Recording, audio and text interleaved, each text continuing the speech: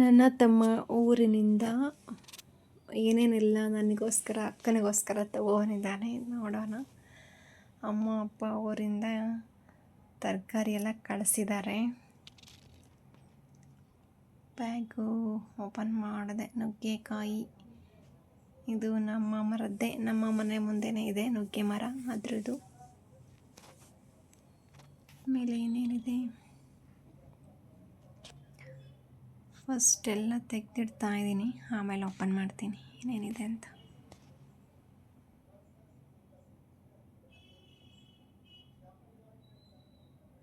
ಇದು ಹಸ್ಬೆಂಡ್ ತಂದಿರೋದು, ಇಲ್ಲೇ ಬೆಂಗಳೂರಲ್ಲೇ. ಸೊಪ್ಪು, ಮೆಂತ್ಯ ಸೊಪ್ಪು, ಪಾಲಕ್ ಸೊಪ್ಪು.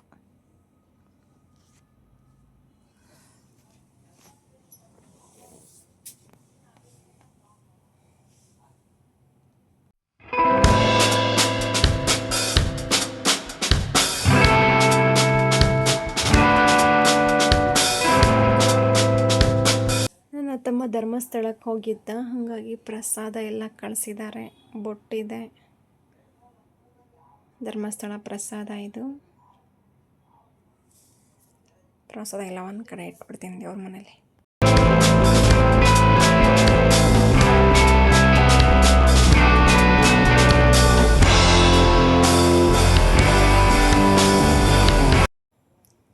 ನೆಕ್ಸ್ಟ್ ಇದು ಏನಂದರೆ ಚಪ್ರದ ಅವರೆಕಾಯಿನ ಸುಲಿದ್ಬಿಟ್ಟು ಬೀಜನ ಕಳಿಸಿದ್ದಾರೆ. ಹತ್ತತ್ರ ಇದು 1 kg ಅಷ್ಟಿದೆ ಬೀಜ. ನೋಡಿ ಎಷ್ಟು ಚೆನ್ನಾಗಿದೆ, ಮುತ್ತು ಥರ ಇದೆ ಬೀಜ. ವಾವ್, ಸೂಪರಾಗಿದೆ. ಇದರಲ್ಲಿ ಇದನ್ನು ನೆನೆಸಿ ಇಸ್ಕಿ ಹುಳಿ ಸಾರು ಮಾಡ್ಬೋದು, ಬಸ್ಸಾರು ಮಾಡ್ಬೋದು, ಉಪ್ಪಿಟ್ಟಿಗೆ ಹಾಕ್ಬೋದು, ರೈಸ್ ಬಾತ್ಗಳಿಗೆ ಹಾಕ್ಬೋದು. ಇದು ಇಷ್ಟಕ್ಕೆಲ್ಲ ಬಳಸ್ಕೋಬೋದು. ಇದು ನೆಕ್ಸ್ಟ್ ಇದು ಏನು,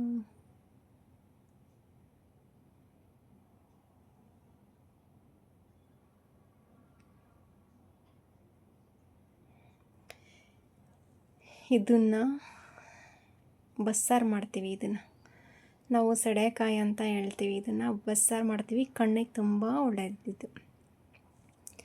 ಇದು ನೋಡಿ ಎಷ್ಟು ಚೆನ್ನಾಗಿದೆ, ಸಕ್ಕತ್ತಾಗಿದೆ. ಬಸ್ಸಾರು ಮಾಡಿದ್ರಂತ ಸೂಪರಾಗಿರುತ್ತೆ. ಈ ಕಾಳು ಹಾಕಿ ಇದನ್ನೆಲ್ಲ ಸಣ್ಣಗೆ ಕಟ್ ಮಾಡಿ ಹಾಕಿ ಬಸ್ಸಾರು ಮಾಡಬೇಕು. ನೋಡಿ ಈ ಥರ ಉದ್ದಕ್ಕಿರುತ್ತೆ.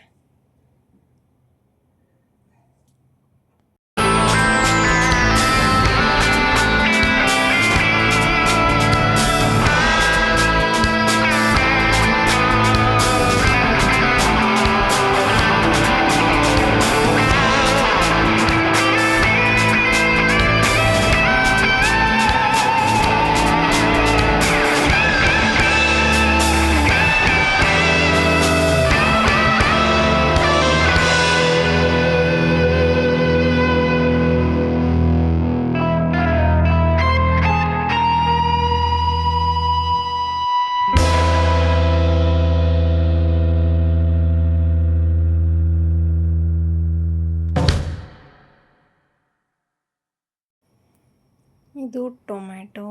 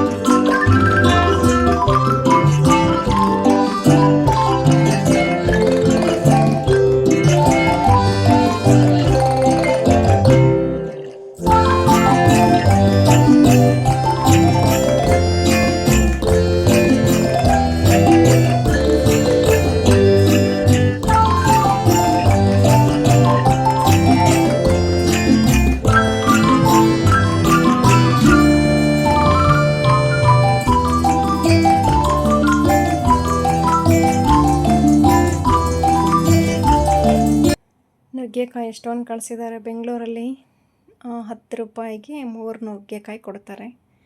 ಅರ್ಧ ಕೆ ಜಿ ಅಂದರೆ 40 ರೂಪಾಯಿ ಏನೋ ಇದೆ. ಅರ್ಧ ಕೆ ಜಿ ಎಷ್ಟೊಂದು ನುಗ್ಗೆಕಾಯಿ ಇದೆ. ಇದು ಮೂರು ಮನೆಯವ್ರು ಮಾಡೋವಷ್ಟು ನುಗ್ಗೆಕಾಯಿ ಕಳಿಸಿದ್ದಾರೆ. ಥ್ಯಾಂಕ್ ಯು ನನ್ನ ತಮ್ಮನಿಗೆ, ನನ್ನ ಅಪ್ಪ ಅಮ್ಮನಿಗೆ ಇಬ್ಬರಿಗೂ ಥ್ಯಾಂಕ್ ಯು ಸೊ ಮಚ್. 3 ಜನಕ್ಕೆ ಇಷ್ಟೊಂದೆಲ್ಲ ಪ್ರಿಪೇರ್ ಮಾಡಿ ನನಗೆ ನಮ್ಮ ಮನೆವರೆಗೂ ತಲುಪಿಸಿದ್ದಾನೆ ನನ್ನ ತಮ್ಮ. ಅಪ್ಪ ಅಮ್ಮ ಇದನ್ನೆಲ್ಲ ರೆಡಿ ಮಾಡಿ ಪ್ಯಾಕ್ ಮಾಡಿ ಕಳಿಸಿದ್ದಾರೆ. ಹಾಗಾಗಿ 3 ಜನಕ್ಕೆ thank you so much. Love you.